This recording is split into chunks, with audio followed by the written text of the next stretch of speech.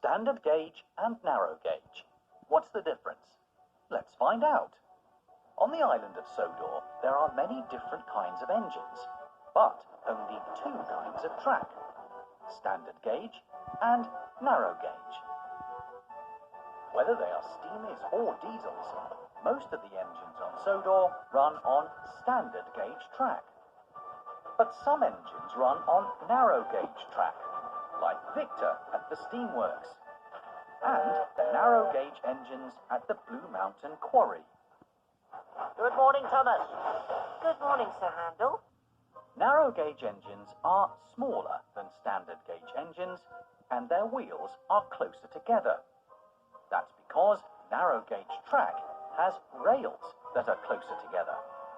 Because narrow gauge track is smaller and lighter to carry and build, it is better for use high up in the mountains. And because narrow gauge engines are small and the tracks are narrow, they can make tighter turns in the mountains and other small spaces, like the Steamworks.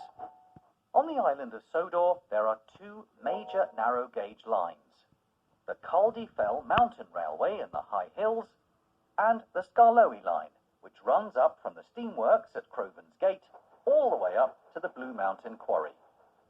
The Fat Controller is in charge of the standard gauge lines on the island, and the narrow gauge lines are run by the Thin Controller. The wheels of standard gauge engines like Thomas are too wide to fit on narrow gauge track, and the wheels of narrow gauge engines are not wide enough to fit on standard gauge track. It's the same for narrow gauge trucks too.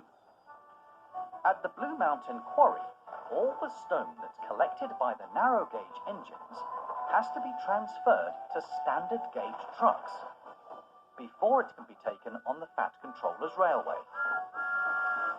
Narrow gauge and standard gauge. Two different sizes of track for two different sizes of engine. But big or small, they are all really useful.